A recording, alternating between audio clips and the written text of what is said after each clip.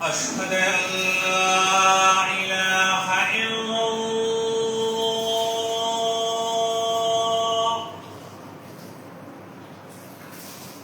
أشهد أن لا إله إلا الله أشهد أن محمد رسول الله أشهد أن محمد رسول الله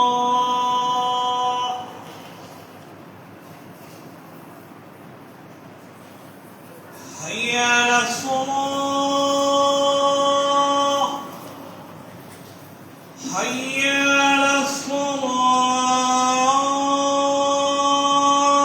الصلاة حي على الفلاح حي على الفلاح الله أكبر الله أكبر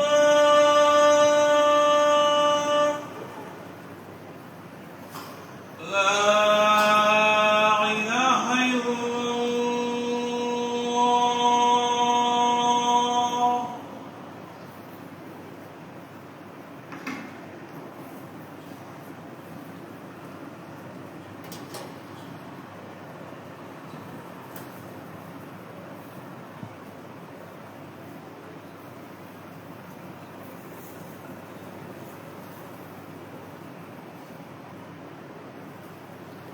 إن الحمد لله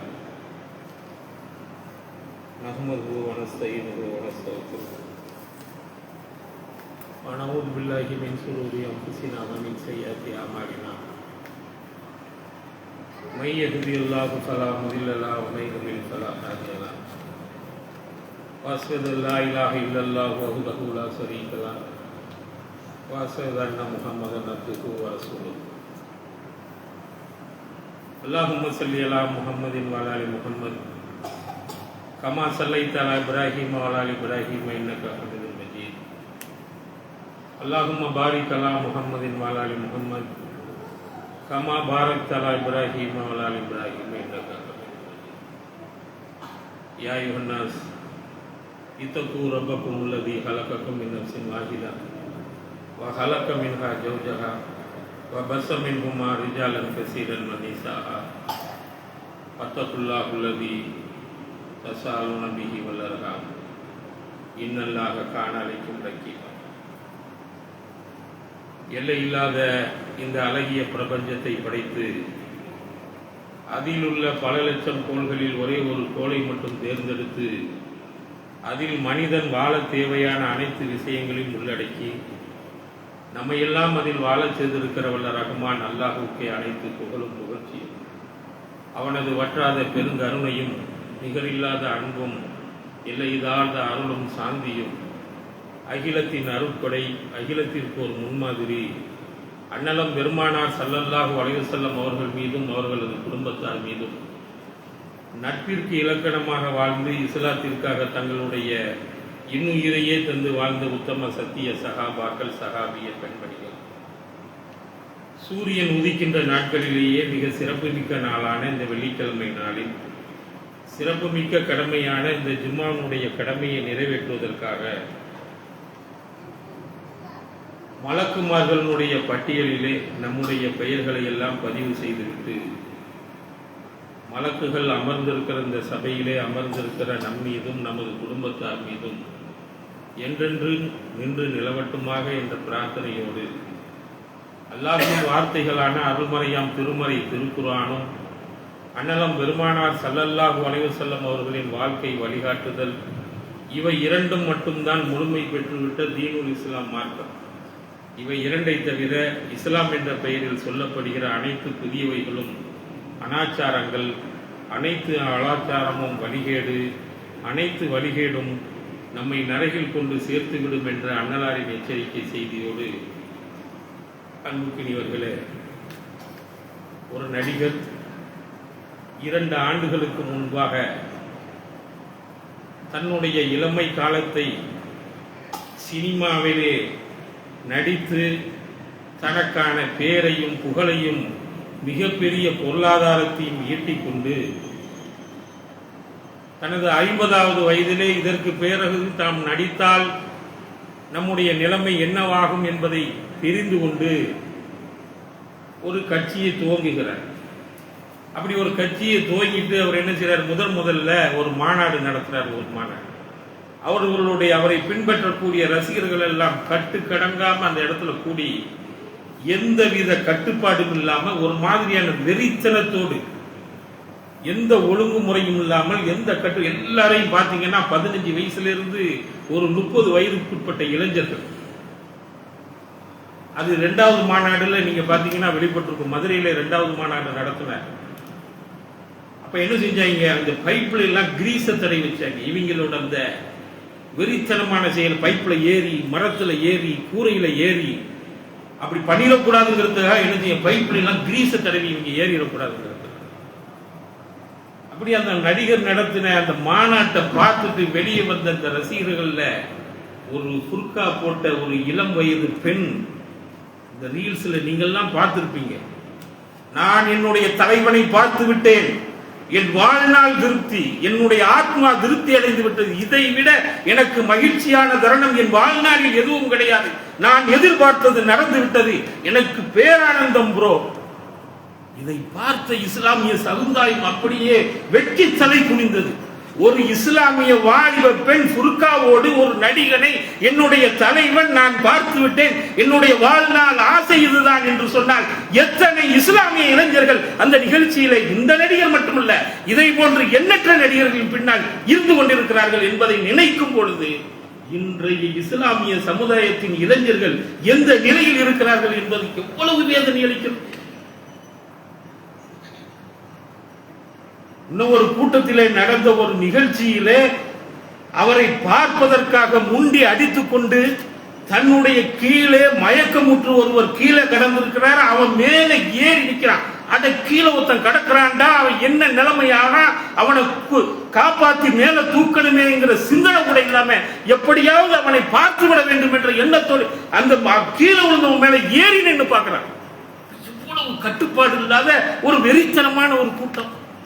இதுல நம்முடைய இஸ்லாமிய இளைஞர்களும் யுவதிகளும் இதுக்கு பெரிய சாட்சி. இன்னைக்கு இஸ்லாமிய இளைஞர்கள் இருக்கக்கூடிய நிலை பாத்தீங்கன்னா, சினிமா பின்னாடி போய் நிக்கிறான். தனக்கு எந்த நடிகன் பிடிச்சிருக்குமோ அந்த நடிகன் படம் ரிலீஸ் ஆச்சுன்னா முதல் ஆளா அது எத்தனை ரூபாய் டிக்கெட்னாலும் போய் எடுத்து உட்கார்ந்து பார்க்கறான். தன்னுடைய பெயருக்கு பின்னாலோ முன்னாலோ அந்த நடிகனோட பெயரை சேர்த்துக்கிறான். பிளக்ஸ் அடிக்கும் போது போட்டுக்கிறான். அந்த நடிகனுடைய பெயர் பெரிய சந்தோஷம் அடைகிறான், மிகப்பெரிய மகிழ்ச்சி அவனுக்கு. அவனை மாதிரி முடி வெட்டிக்கிறான், அவனை மாதிரி கிழிஞ்ச பேண்ட் அவன் கிழிச்சு விட்டானா இவனும் கிழிச்சு விட்டுக்கிறான். என்னடா நேற்று வரைக்கும் நல்லா தானடா இருந்த, வேற ஹேர் ஸ்டைல்ல புதுசா வந்து நிக்கிறான் என்னடான்னு பார்த்தா புதுப்படம் ரிலீஸ் ஆயிருக்கு, தலைவர் அதுல அப்படித்தானே வந்திருக்காரு, அந்த தலைவர் அப்படித்தான் வந்திருக்காரு. நான் இன்னையில இருந்து இந்த அடுத்த படம் வர வரைக்கும் தான் என்னுடைய கெட்டப்.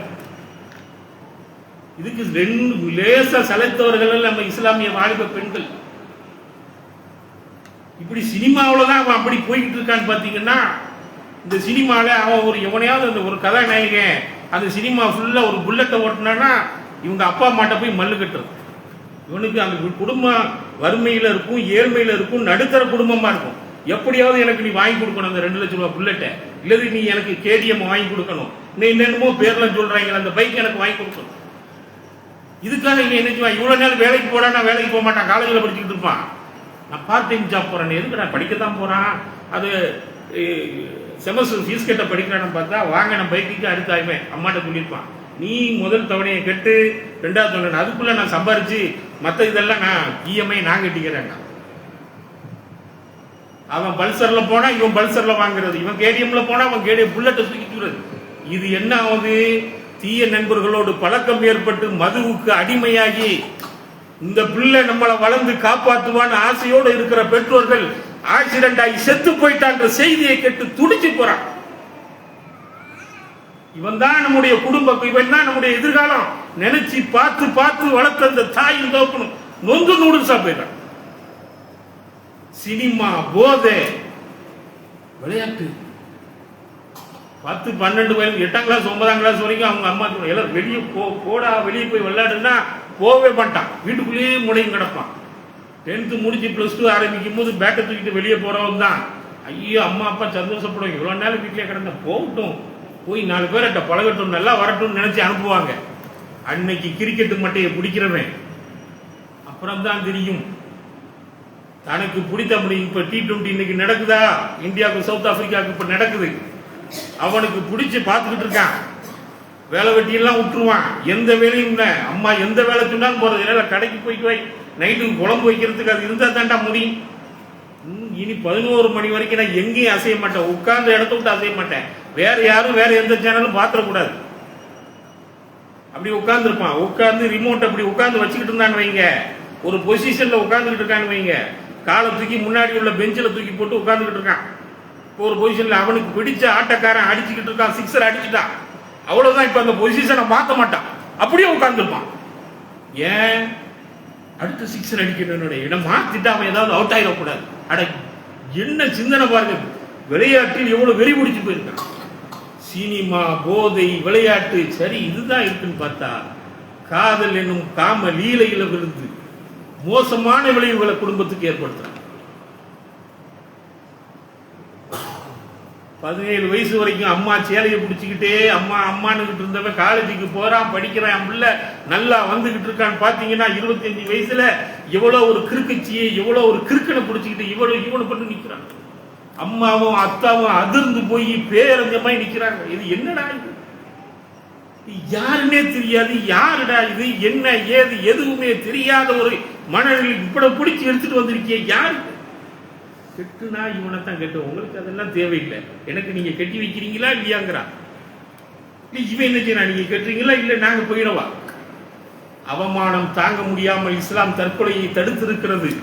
எத்தனை குடும்பங்கள் இந்த ஊரை விட்டு வெளியே போயிருக்கு, அவமானம் தாங்க முடியாம இனிமேல் அசிங்கத்துக்கும் அவமானப்பட்டு ஊரை காலி பண்ண எத்தனை குடும்பங்கள் இந்த இளைஞர்களா, இந்த பெண்களா சொல்ல முடியாத துயரம் துக்கத்தினால் வெளியேறி போய் பல ஆண்டுகள் ஊருக்கு திரும்பி வர முடியாத ஒரு நிலைமை. இந்த ஊர்ல நன்மைகள் எத்தனையோ நடக்கும், தீமைகள் எத்தனையோ நடக்கும், அதிலெல்லாம் கலந்து கொள்ள முடியாத ஒரு அவல நிலை அந்த பெற்றோர்களுக்கு. கொஞ்சமும் சிந்திப்பதில்லை. இளமை என்பது என்ன சாதாரண விஷயமா, எவ்வளவு அற்புதமானது. இன்னைக்கு நீங்க விளையாட்டுத்துறையில ஒரு விளையாட்டுத்துறையில ஒரு விளையாட்டுல, ஒரு கிரிக்கெட்ல, ஒரு ஹாக்கில, வாலிபால்ல, பேஸ்கெட் பால்ல, இல்ல அத்லெட்ஸ்ல நீங்க எதுல போய் கலந்துட்டாலும் எனக்கு 40 வயசாச்சு என்ன சேர்த்துக்கிறேன் சேர்ப்பானா, இளைஞர்களை மட்டும்தான் தேர்ந்தெடுப்பார்கள். ஏன் கடைக்கு வேலை எடுக்கிறதுக்கு என்னாச்சு, இல்ல பாய் நீங்க எல்லாம் நம்ம வேலைக்கு நீங்க சரிப்பட்டு வர மாட்டீங்க அப்படின்னு அனுப்பிச்சு விட்டுருவான். அவன் வேலைக்கு ஆள் எடுக்கும் போதே போட்டு போவாங்க, 25 வயதுல இருந்து 35 வயதுக்கு உட்பட்டவர்கள். 20 வயசுன்னு போட்டுறக்கூடாது, இவன் படிக்கிற பையனை கூடுறான்றதுக்காக வேண்டியே போடுவாங்க. ஆனா 20 வயசோட நீங்க போனா வேலைக்கு சேர்த்துக்கணும், அது வேற விஷயம். லேபர் ஆபீஸ்ல வந்து கேட்டா சொல்லிடுடா, நீ நான் எத்தனாம் கிளாஸ் படிச்சிருக்கேன்னு சொல்லி கொடுப்பான். வேலைக்கு ஆள் எடுக்கிறதுனால இளமை பருவம் தான், விளையாட்டுத் துறையில் ஆள் எடுப்பதும் என்றால் இளமை பருவம் தான். இந்திய ராணுவத்திற்கு நீங்கள் தேவை என்றாலும் உங்களுடைய இளமை பருவம் தான். 18 வயசுல இருந்து நீங்க 25 வயசுக்கு உட்பட்டவர்கள், 22 வயசுக்கு உட்பட்டவர்களாகத்தான் இருக்க வேண்டும். எப்படிப்பட்ட இளமை பருவத்தில் இவர்கள் என்ன. இன்னைக்கு பாருங்களேன், நான் இன்னைக்கு தேனிக்கு வந்திருக்கேன், நல்ல ஒரு வயசு, ஒரு 55 வயசுல இருக்கிற, ஒரு 60 வயசுல இருக்கிற, ஒரு ரொம்ப நாள் கழிச்சு மீண்டும் இன்னைக்கு ஜும்மால நான் சந்திருக்கேன். அண்ணே சௌக்கியமா இருக்கலாம், எப்படி இருக்கிய, என்னண்ணே 5 வருஷத்துக்கு முன்னாடி பார்த்த மாதிரியே அப்படியே இருக்கீங்களே, சூப்பர்ண்ணே, இளமையோட இருக்கீங்கன்னா அவருக்கு அடையிற சந்தோஷம் இருக்கு பாருங்க, அவ்வளவு மகிழ்ச்சி அடைவார், அவ்வளவு பேரானந்தோட இருப்பார். அதே ஒரு சின்ன பையனை வேலைக்கு, ஒரு வாலிப பையனை வேலைக்கு கடையில தேய்ச்சிட்டு எல்லாம் என்ன கிழட்டு பையல, நீ கிழட்டு பைய மாதிரி மச நிக்கல, போய் வேலையை பாருடா, அவனுக்கு கோவம் வந்துடும். என்ன பார்த்து போய் கிழவன் சொல்றியா, அது என்ன வரும்ல. அப்ப இந்த இளமை பருவம் அவனுக்கு தெரியுது பாருங்க, நான் இவ்வளவு சின்ன வயசுக்கார வாலிப போய் என்ன போய் கிழட்டு பையன் சொல்றியாங்க. அந்த இளமை பருவம் எவ்வளவு அற்புதமானது. பாருங்க, சஹாபாக்களினுடைய இளமை பருவம் எப்படி இருந்துச்சு பாருங்க. அன்புக்குரியவர்களே, பத்ர் போர் நமக்கெல்லாம் தெரியும். பத்ர் யுத்தம் நடக்கிறது. பத்ர் யுத்தம் திட்டமிட்ட யுத்தம் அல்ல. திட்டம் போட்டு இது பத்ருக்கு போல ஒரு வியாபார கூட்டம் மதீனாவை கிராஸ் பண்ணுது. தகவல் ஒரு ஸல்லல்லாஹு அலைஹி வஸல்லம் அவர்களுக்கு நம்மை தாக்க எதிரிகள் வருகிறார்கள் என்று. ஸல்லல்லாஹு அலைஹி வஸல்லம் என்ன செய்யறாங்க? அன்சாரிகளையும் மக்கா வாசிகளையும் கூட்டிட்டு போறாங்க. ஆயுதங்கள் இல்லை, எதுவும் இல்லை, பெரிய அளவுல எதுவும் எடுத்துக்கல. வெறும் 300 சில்லற பேர்களோட தான் போய் கொண்டு இருக்கிறார்கள். போனா அங்க வந்து என்ன செய்யறான்? இந்த செய்தி எதிரிகளுக்கு போனதுனால அவன் என்ன செய்யறான்? மக்காக்கு போய் மிக பெரும் படையோடு அவன் வந்துடுறான். மிக பெரும் ஆயுதம். அவன் போர்ல பெரிய யுத்திகளை கையாண்டவன். மிக பெரும் ஆயுதங்களோட மிக பெரும் கூட்டத்தோட 1000க்கும் மேற்பட்டவர்கள் அவங்க வந்துகிட்டு இருக்கான். ஆடல் பாடல் மகிழ்ச்சி கொண்டாட்டம் நல்ல உணவு அற்புதமாக வந்து கொண்டிருக்கிறான். இங்கே 300 பேர், எந்த ஆயுதம் இல்லை, எந்த ஏற்பாடும் இல்லை. ஆனால் தாக்க வருகிறார். என்னன்னு பார்த்து வருவோம் போனவங்க. அதுக்கப்புறம் அது நடந்த சூழ்நிலாம் அது தனி. ஸல்லல்லாஹு அலைஹி வஸல்லம் அன்று இரவர்கள் அழுகை. அல்லாஹ்விடம் கையேந்தி அன்று நாள் முழுவதும் அழுத அழுகை. அல்லாஹ் அக்பர். ஆனால் அன்ற நாள் அவங்க கேட்கிறாங்க. 2 வாலிப வயதை அடையக்கூடிய இரண்டு இளைஞர்கள் வந்து ஸல்லல்லாஹு அலைஹி வஸல்லம் கேட்கிறாங்க, சஹாபாக்கள்கிட்ட, அபூ ஜஹீல் யாரு, எங்களுக்கு அடையாளம் காட்டுங்கிறாங்க. அப்ப அவங்களுக்கு அடையாளம் காட்டுறாங்க. இவங்க அப்ப போர்க்களத்துக்குள்ள இந்த 2 வாலிப வயதை கூடிய இளைஞர்கள் போறாங்க. இவன் உள்ள வந்து என்ன செய்ய போறான் அப்படின்னு பார்த்தா, ஏன்னா இவனால ஒண்ணும் முடியாது, இவன் ஒன்று இருக்கான், உங்க ஒட்டகத்தின் மேல அங்க இருக்காங்க, என்ன செய்ய முடியும்? ஆனால் அவர்கள் செய்த செயல், ஒரு வாலிபர் என்ன செய்றார்? ஒரு ஒட்டகத்தின் காலை வெட்டுகிறார். இன்னொரு இளைஞர் இன்னொரு ஒட்டகத்தின் அந்த ஒட்டகத்தினுடைய இன்னொரு காலை வெட்டுறாரு. ஒட்டகம் அப்படியே கீழே சாய்கிறது. ஒரு இளைஞன் ஒரு கை அபூ ஜஹீலினுடைய ஒரு கையை வெட்டுகிறார். இன்னொரு இளைஞன் இன்னொரு கையை வெட்டுகிறார். வந்து பத்ர் யுத்தம் முடிந்தவுடன் ஸல்லல்லாஹு அலைஹி வஸல்லம் அவரிடம் வந்து சொன்னார், யா ரசூலுல்லாஹ், நான் தான் அபூ ஜஹீலினுடைய கையை வெட்டினேன். யா ரசூலுல்லாஹ், அவர் சொல்கிறார், நான் தான் ஸல்லல்லாஹு அவனுடைய கையை வெட்டினேன். இளமை பருவத்தில் இருந்த இளமை சஹாபாக்களுடைய செயல் எப்படி இருந்தது? ஒரு கருத்த சஹாபி, குட்லமான சஹாபி, அழகே இல்லாத ஒரு சஹாபி, தோற்ற பொலிவு இல்லாதவர், உடலெல்லாம் சில தடிமனாக இருக்கும். அவருக்கு யாரும் பெண் கொடுக்க முன் வரவில்லை. திருமணத்திற்காக அவர் நிற்கிறார். ஸல்லல்லாஹு அலைஹி வஸல்லம் அவரிடம் வருகிறார், முறையிடுகிறார். ஸல்லல்லாஹு அலைஹி வஸல்லம் அவர்கள் ஒரு பெண்ணை காட்டுகிறார்கள். அவரிடம் போய் பெண் கேள் என்கிறார்கள். பெற்றோர்கள் சம்மதிக்கவில்லை. அந்த பெண் சம்மதிக்கிறார். திருமணம் முடிகிறது. திருமணம் முடிந்த கையோடு யுத்தம் அறிவிக்கப்படுகிறது. தான் வாழ வேண்டும் என்று ஆசைப்பட்டவர், இல்லற வாழ்க்கையின் இன்பங்களை அனுபவிக்க வேண்டும் என்று ஆசைப்பட்டு ஏக்கத்தோடு திருமணம் முடித்த அந்த சஹாபி யுத்தம் அறிவிக்கப்பட்டவுடன் யுத்த களத்திற்கு செல்கிறார். ஷஹீதாகி மரணிக்கிறார். ஸல்லல்லாஹு அலைஹி வஸல்லம் அவர்கள் கேட்கிறார்கள், எங்கே அவர்? எல்லாரையும் பார்த்து யுத்தம் முடிஞ்ச உடனே ஒரு நிகழ்வு நடக்கும். வெட்டுப்பட்டு ஷஹீதானவர்கள் எல்லாம் நீங்க எடுத்துட்டீங்களா? கண்டெடுத்துட்டீங்க. ஆனால் ஸல்லல்லாஹு அலைஹி வஸல்லம் ஒரு மனம் அவரையே நினைத்துக் கொண்டிருக்கிறது. அவர் எங்கே என்கிறார்கள். இல்லை, நாங்க எல்லாரையும் முடிச்சிட்டோம். எல்லாரையும் சொர்க்கத்திற்கு ஸல்லல்லாஹு அலைஹி வஸல்லம் அவர்களால் வாக்குறுதி அளிக்கப்பட்ட, அவர் கைகளாலே ஏந்தப்பட்ட ஒரு பாக்கியத்தை பெற்ற இளமை இது. சஹாபி ஸல்லல்லாஹு அலைஹி வஸல்லம் அவர்கள் மரண தருவாயில் இருக்கிறார்கள். ஒரு போர் அறிவிக்கப்படுகிறது. மிகப்பெரிய வயதான அனுபவம் வாய்ந்த சஹாபாக்கள் எல்லாம் இருக்கிறார்கள். இந்த சூழலிலே என்ன செய்ய வேண்டும்? நான் இல்லை, வழி நடத்துவதற்கு ஒரு அனுபவம் வாய்ந்த வயதான சஹாபியை தானே அங்கே நிர்மித்திருக்க வேண்டும். ஸல்லல்லாஹு அலைஹி வஸல்லம் அவர்கள் என்ன செய்தார்கள்? உஸாமா ரலியல்லாஹு தஆலா அன்ஹு இளம் வயது படை தளபதியாக நியமித்து இந்த படையை வழிநடத்த அனுப்புகிறார்கள்.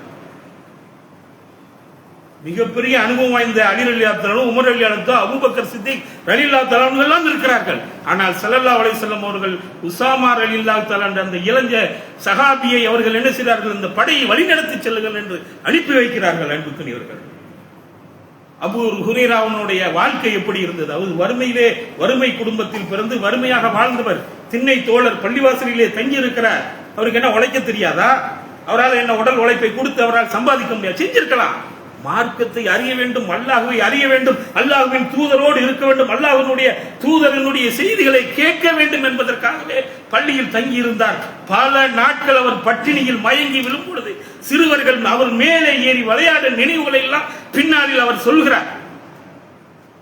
நான் மயக்கமுற்று பசியால் உயிர்ந்து கிடப்பேன், சிறுவர்கள் எல்லாம் என் மீது ஏறி விளையாடுவார்கள் என்று சொல்கிறார். தன்னுடைய இளமை பருவத்திற்காக, இஸ்லாத்திற்காக இந்த இளம் சகாபிகள் எப்படி தன்னுடைய வாழ்நாளை செலவழித்திருக்கிறார்கள் என்று. நபிமார்களுடைய வாழ்க்கை, நபி இப்ராஹிம் அலைஹிஸ்ஸலாம் அவர்கள் நமக்கெல்லாம் தெரியும். அல்லாஹ் சொல்றான், கலீலுல்லாஹ், என்னுடைய உற்ற நண்பன்கிறான். ஒரு மனிதனை, ஒரு அடிமையை, அவனால் படிக்கப்பட்ட ஒரு ஜீவராசியை அல்லாஹ் நண்பனாக ஏற்றுக்கொள்ள முடியுமா? ஒரு காலம் முடியாது. ஆனால் அவருடைய தியாகத்தை போற்றும் விதமாக இந்த உலகம் அழிகிற வரை இந்த மக்கள் தெரிந்து கொண்டே இருக்க வேண்டும் என்பதற்காக அல்லாஹ் சொன்ன ஒரு அற்புத வார்த்தை, அவர் என்னுடைய உற்ற நண்பர் இருக்கிறான். அப்படி என்ன செஞ்சார்? அல்லாஹ் சொல்றான், ஒரு தனி மனிதன் ஒரு சமுதாயமாக இருந்தாருங்கிறான். இந்த தேனியில ஒரு 1000 ஏகத்துவ சிந்தனை உண்ட இளைஞர் படை இன்று இருந்திருந்தால் இன்றைய இந்த ஊரினுடைய எப்படி இருப்பாரு? ஏகத்துவத்தை எப்படி சொல்லுவான்? அச்சம் இருக்குமா? பயம் இருக்குமா? எவ்வளவு தீமைகளை எதிர்த்து நாம் களமாடி இருப்போம். எத்தனை மக்களிடம் வேகமாக இந்த செய்தியை கொண்டு போய் சேர்த்திருப்போம். 1000 பேர் இருந்து செய்யக்கூடிய, 5000 பேர் இருந்து செய்யக்கூடிய செயலை அல்லாஹ் சொல்கிறான், ஒரு தனி மனிதனாக இருந்து ஏகத்துவத்தை என்னை பற்றி இந்த மக்களிடம் சொன்னார்களான். அதனால் தான் சொல்கிறான், என்னுடைய உற்ற நண்பர் என்கிறான். ஒரு நாள் அந்த ஊரிலே திருவிழா நடக்கிறது. மக்கள் எல்லாம் ஊரை விட்டு வெளியே செல்கிறார்கள். திருவிழாவுக்காக யாருமே இல்லை. அடுத்த நாள் வந்து பார்த்தால் அந்த ஊரில் உள்ள சின்ன சிலைகள் எல்லாம் உடைக்கப்பட்டு பெரிய சிலையின் அடைய கையிலே கோடாரி தொங்குகிறது. அந்த மக்கள் எல்லாம் வந்து பார்க்கிறார்கள். இது என்ன, இது அநியாயம் நடந்து விட்டது, இது யாருடைய செயலாக இருக்கும் என்று அந்த மக்கள் தங்களுக்குள் பேசிக் கொள்ளும் பொழுது அந்த மக்கள் சொல்கிறார்கள், இப்ராஹிம் என்ற அல்லாஹ் வார்த்தையை பாருங்க, இப்ராஹிம் என்ற ஒரு இளைஞர் தான் இதை இப்படித்தான் பேசிக் கொண்டிருந்தார், அவர் தான் இதை செய்திருப்பார். தன்னுடைய இளமை பருவத்தில் அவர் செய்த செயலை பாருங்கள். அல்லாஹ் நமக்கு பாடம் எடுக்கிறான். அவருக்கு கிடைத்த பரிசு பெரிய நெருப்பு குண்டத்திலே தூக்கி அவர் எரியப்பட்டார். அந்த நிலையில் நபி இப்ராஹிம் அலைஹிஸ்ஸலாம் அவர்கள் எந்த நிலையில் இருந்தார்கள்? என்னுடைய இறைவன் எனக்கு போதுமானவன் சொன்னார்களா இல்லையா? இன்று காதலிலே விழுந்து கண்ட நாய்களை எல்லாம் கூட்டு கொண்டு வந்து பெற்றோர்களுக்கு முழு நம்பிக்கை, தன்னுடைய பையன் மேல, தன் பிள்ளை மேல பெற்றோர்களுக்கு முழு நம்பிக்கை. என் பையன் ஒரு நாளும் தப்பு செய்ய மாட்டான், என் பிள்ளை ஒரு நாளும் அப்படித்தானே நம்புவோங்க. நான் பிள்ளை எப்படி இருப்பான் அப்படித்தானே நம்புவோம். என் பிள்ளை மேலே நானே சந்தேகப்பட்டா பிறகு அடுத்தவன் என்னங்க இருக்கு, அப்படித்தானே நம்ம பிள்ளைய நம்ம அனுப்புறோம். நம்ம பையனையும் நம்ம பொண்ணையும் 100% நம்ம நம்பி அனுப்பி காலேஜுக்கு அனுப்புறோம், பள்ளிக்கூடத்துக்கு அனுப்புறோம். அனுப்புனா இவன் எவ்வளவு ஒருத்தனை இழுத்து வந்து கேவலப்படுத்தி அவமானப்படுத்தி குடும்பத்தையே நாசமாக்கி நடுத்தரவுல நிப்பாட்டுறானே. நபி யூசுப் அலைஹிஸ்ஸலாம் அவர்களுடைய சரித்திரத்தை அல்லாஹ் திருமறையில சொல்றான் பாருங்க. அவருடைய சரித்திரம் மிக நீண்ட அழகான சரித்திரம். உலகத்தில் படைக்கப்பட்ட ஆண்களிலேயே மிக அழகாக படைக்கப்பட்ட, எந்த குறையும் இல்லாமல் படைக்கப்பட்ட ஒரு ஆண் அழகன் நபி யூசுப் அலைஹிஸ்ஸலாம் அவர்கள். அதனால்தான் அவரை பார்த்த பெண்கள் கையில் இருந்த ஆப்பிளை வெட்டுவதற்கு பதிலாக கத்தியால் தங்கள் விரலை வெட்டி கொண்டார்கள் என்று சொல்லப்படுகிறது. அவ்வளவு அவர் பேர் அழக பார்த்து மயங்கியதின் விளைவு ஒரு சம்பவம் நடக்கிறது. நபி இப்ராஹிம் அலைஹிஸ்ஸலாம் யூசுப் அலைஹிஸ்ஸலாம் அவர்களை ஒரு பெண் ஆசைப்படுகிறாள், அவரை அடைய வேண்டும் என்று துடிக்கிறாள். நிகழ்ச்சி மோசமாகிறது. அல்லாஹ்விடம் அல்லாஹ்வுடைய வார்த்தை திருமலை வருகிறது. அல்லாஹ்விடம் நபி யூசுப் அலைஹிஸ்ஸலாம் அவர்கள் சொல்றார், யா அல்லாஹ், என்னை இதிலிருந்து காப்பாற்றி விடு, என்னை சிறைச்சாலைக்கு அனுப்புங்கிறாரு. எனக்கு இது தேவையில்லை, விபச்சாரம் தேவையில்லை, என்னோட அந்த வாழ்க்கை அந்த பெண்ணுக்கு எனக்கு நான் இச்சைக்கு அடிபடிய மாட்டேன், என்னை நீ சிறைச்சாலைக்கு அனுப்பி விடுங்கிறார். அல்லாஹ் நமக்கு பாடம் சொல்லித்தரான். நம்முடைய பிள்ளைகள் நம்முடைய இளமை பருவம் எப்படி இருக்கணும், நீ எப்படி இருந்தால் நீ என்னிடம் வந்து சேர்வாய், நல்லபடியாக நல்ல படம். மரியம் அலைஹிஸ்ஸலாம் அவர்கள் என்ன செய்யறாங்க? ஊரை விட்டு ஒதுங்கி மஸ்ஜித் அக்ஸா விட்டு ஒதுங்குறாங்க, ஊரை விட்டு ஒதுங்குறாங்க, தனிமையிலே போருங்கிறாங்க. தனக்கான ஒரு திரையை ஏற்படுத்திக் கொள்கிறார்கள். யாரும் வராதபடி தனியாக ஒரு திரையை, கன்னி பெண், வாலிப பெண் தனக்கான ஒரு திரையை ஏற்படுத்திக் கொண்டு ஒதுங்கி ஊருக்கு ஒதுக்காக தனிமையில் இருக்கிறார்கள். எப்படி இருக்கும்? இந்த நேரத்தில் ஒரு அழகான ஆண் மகன் வந்து அவர் முன்னால் நிற்கிறார். மரியம் அலைஹிஸ்ஸலாம் அவர்கள் பார்த்தோட என்ன செஞ்சிருக்கும்? இன்னைக்கு நம்ம சாதாரணமா சொல்றேன், தப்பா நினைக்க கூடாது. சட்டமே அப்படிதான். அந்நிய ஆண்களிடம் குறைந்து பேசாதீர்கள் என்பதுதான் சட்டம். நம்முடைய பால்காரன் டீ, காய்காரன் டீ, மார்க்கெட்லையும் கடை வீதியிலையும் நமக்கு என்ன தேவை? தேவையை பேசிவிட்டு வர வேண்டியதானே. அவன்கிட்ட போய் குழஞ்சி பேசுறது என்ன இருக்கு? ஒரு ஆண் மகன், ஆண் அழகன், பேரழகாக வந்து அல்லாஹ் நிப்பாட்டிருக்கான். இது கன்னி பெண் தனிமையில் இருக்கிறார்கள், யாரும் பார்க்கவில்லை. வாங்க, என்ன விஷயம், சந்தோஷமா நல்லா இருக்கலாம், என்ன விஷயம், எதுக்கு பார்க்க வந்தா கேட்டாங்களா? கேட்கவில்லை என்பர்களே. அல்லாஹ் என்னை பார்க்க வேண்டும், நான் தனிமையில் இருக்கிறேன், ஏன் என்னிடம் வந்தீர்கள்? யா அல்லாஹ் என்னை இவரிடம் இருந்து பாதுகாத்துக் கொள் என்றார்கள். அல்லாஹ்வுக்கு பயந்து கொண்டீர்கள் என்றால் என்னை விட்டு விலகிச் செல்லுங்கள் என்றார்கள். திருமறை நமக்கு தெளிவாக சொல்லித் தருகிறது என்று பெரியவர்களே. அப்பொழுதுதான் அவர் சொல்றார், நான் அல்லாஹ்வால் அமைக்கப்பட்ட மலக்கு உங்களுக்கு நற்செய்தி கூற வந்தேன் என்றால். ஆனால் முந்தைய நிகழ்வு நமக்கு என்ன சொல்லித் தருகிறது? அன்புக்கினியரே, இளமை பருவத்தை திருமறையிலே அல்லாஹ் சொல்லும் பொழுது சொல்கிறான், நம்முடைய பிறப்பு இருக்குல்ல, மனித பிறப்பு மூன்றால் அல்லாஹ் பிரிக்கிறான். குழந்தை பருவம், இளமை பருவம், வயோதிக பருவம். நம்முடைய குழந்தை பருவத்தில் நமக்கு யாராவது ஒரு ஆள் துணை வேண்டும். வயோதிக பருவத்தில் நம்மளால் எதுவும் செய்ய முடியாத நிலை அடைத்து விடுவோம். இளமை பருவம் தான் சிறந்தது. அந்த இளமை பருவத்தை நீங்கள் நல்ல முறையாக பயன்படுத்தி கொண்டீர்களால் நீங்கள் வாழ்க்கையில் வெற்றி பெறுவீர்கள் என்பதை அல்லாஹ் திருமறையிலே சொல்கிறான். வல்லஸ்ரி இன்னல் இன்சான லஃபீ குஸ்ர். காலத்தின் மீது சத்தியமாக மனிதன் நஷ்டம் அடைந்து விட்டான், நாசமா போயிட்டாங்கிறான்ல.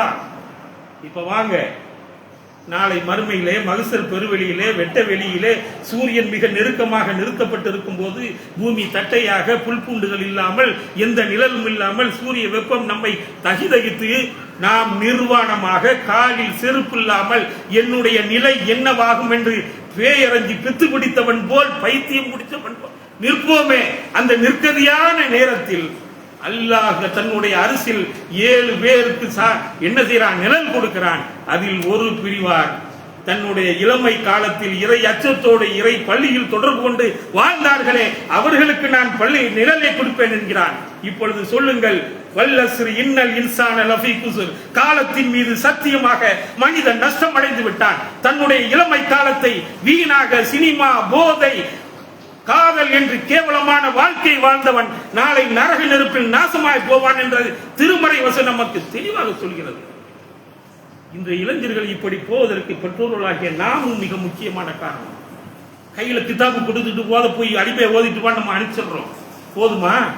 என் பையன் குர்ஆனை நல்லா ஓதுவான், 50 சூரா மனப்பாடம் பண்ணிட்டான், அத்தியாவது பண்ணிட்டான், சொல்லிவிட்டான். கொள்கையை தெரிய வேண்டும். கொள்கையை சொல்லிக் கொடுத்தோமா அவனுக்கு? அவனுக்கான தலைவர் யார் என்பதை நாம் சொல்லிக் கொடுத்தோமா? நம்முடைய தலைவரே நமக்கு நல்லா தெரியல. தலைவர் யார் என்பது தெரியும். அவருடைய பண்புகள் என்ன, அவருடைய குணங்கள் என்ன, குணம் என்ன, அவர் எப்படி ஆட்சி செய்தார், மனைவியோடு, குழந்தைகளோடு, நண்பர்களோடு, சக மனிதர்களோடு வியாபாரத்தில் எப்படி நடந்து கொண்டார் என்ற ஒவ்வொரு செய்தியும் நமக்கு தெரிந்தால்தானே நம்முடைய குழந்தைக்கு அந்த செய்தியை கடத்த முடியும். நமக்கு ரோல் மாடல், நம்ம நினைக்கிற நம்ம பிள்ளைகளுக்கு ரோல் மாடல் படி கொடுத்த டீச்சரா இல்ல நாமளா? யாரும் அல்ல. என்னது எல்கேஜி டீச்சரா இல்ல 8ஆம் கிளாஸ் டீச்சரா 12ஆம் கிளாஸ் டீச்சரா இல்ல நாமளா? எல்லாருக்கும், நம் அனைவருக்கும் ரோமான் நம்முடைய தூதர் ஸல்லல்லாஹு அலைஹி வஸல்லம் அவர்கள். அவரை பற்றி தெளிவாக தெரிந்திருந்தால் நம்முடைய குழந்தைகளுக்கு நாம் தெளிவாக சொல்லிக் கொடுத்திருப்போம். தங்கமாக, வைரமாக எதிர்காலத்தில் நாமும் நம்முடைய பிள்ளைகளும் இறைவனுடைய திருமுகத்தை பார்க்கக்கூடிய அந்த வாய்ப்பை பெறுவோம் அல்லவா? அதை சொல்லிக் கொடுத்து வளர்ந்திருந்தால், அல்லாஹ் காப்பாற்றி இருந்தால், அல்லாஹ்வினுடைய அருளால் நம்முடைய பிள்ளைகள் மிக தெளிவான ஒரு நிலையை அடைந்திருப்பார்களே. பெற்றோர்களாகிய நாம் செய்ய தவறியது எந்த வயசுல 10, 8ஆம் கிளாஸ் அனுப்புறது, ஓத அனுப்புனதோட முடிஞ்சு போச்சு. படிச்சுட்டான், முடிஞ்சு. குர்ஆனை ஓத கத்துக்கிட்டான், வேலை முடிஞ்சு. இது எந்த பலனை கொடுக்கும்? அன்புக்குரியவர்களே, பெற்றோர்களே, நாம் நம்முடைய சந்ததிக்கு நம்முடைய தலைவரை அறிமுகப்படுத்த வேண்டும். அந்த தலைவனுடைய வாழ்க்கையை சொல்லிக் கொடுத்தால் எதிர்கால தலைமுறை நன்றாக இருக்கும். அப்படிப்பட்ட தலைமுறைகளாக நம்முடைய பிள்ளைகள் வாழ்ந்து நாமும் அல்லாஹ்வின் திருமுகத்தை பார்க்கக்கூடிய பாக்கியத்தை அல்லாஹ் நமக்கு அருள வேண்டும் என்று பிரார்த்தித்தமாக எனது முதல் உரையை நிறைவு செய்கிறேன். வாகிருந்தாவான அல்ஹம்துலில்லாஹ்.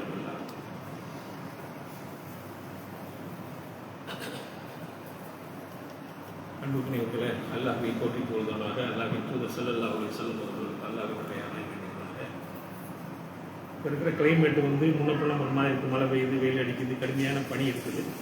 அதனால் நாமளும் சரி, நம்மளுடைய பிள்ளைகளையும் சரி, இந்த சூழ்நிலையிலிருந்து எப்படி நம்மளை பாதுகாத்துக் கொள்ள முடியுமோ அதே மாதிரி பாதுகாத்துக்கிட்டு வரக்கூடிய இந்த முனிசிபல் வாட்டர் இதெல்லாம் நல்லா சுட வச்சு பாதுகாத்து தண்ணி வீடுகளில் அவங்களுக்கு தேவையான மெடிக்கல் கிட்டு, அடிப்படை சாதனங்கள். ஏன்னா இன்றைக்கி மருத்துவத்தில் போனால் சாதாரணமாக ஒரு சளி காய்ச்சல் போனாலே 1000 ரூபா 2000 ரூபா இன்றைக்கி நம்ம செலவழிக்கிற செலவில் மருத்துவ செலவே பார்த்தீங்கன்னா நல்லா காப்பாற்றினா அதில் பெரிய செலவாக இருக்குது. அதிலெல்லாம் திறந்து ஃபஸ்ட் எய்டு வீடுகளிலே பார்த்துக்கிற மாதிரி நம்ம செஞ்சுக்கிட்டு அல்லாஹ் நமக்கு அருள் செய்வான். இன்ஷா அல்லாஹ் வரக்கூடிய நாளை கழிச்சு ஞாயிற்றுக்கிழமை வழக்கமாக நடக்கக்கூடிய பெண்கள் பயான், அதில் திரளான பெண்கள் நீங்கள் வந்து உங்கள் வீட்டு பெண்களை அழைச்சிட்டு அக்கம் பக்கத்தில் இருக்கிற பெண்களையும் அவங்கள அழுத்தம் கொடுத்து வந்து கலந்து அந்த செய்திகளை கேட்டு, பெண்கள் தான் தன்னுடைய குழந்தைகளுக்கு எதிர்காலத்தை நல்ல தலைமுறைகளாக்கக்கூடிய மிகப்பெரிய பொறுப்பில் இருக்கக்கூடிய பெற்றோர்கள், தாய்மார்களோடு இருக்கக்கூடிய அந்த பிள்ளைகள், அந்த தாய்கள் நல்ல செய்தி கிடைத்தால் அந்த தலைமுறையும் நல்ல செய்திகளோடு வளரும். ஆகவே இந்த பெண்கள் பயணங்கள் சிறப்பாக கலந்து கொண்டு அதையும் பயன்படுத்திக் கொள்ளுமாறு கேட்டுக்கொண்டு விரைவருகிறேன். அஸ்ஸலாமு அலைக்கும்.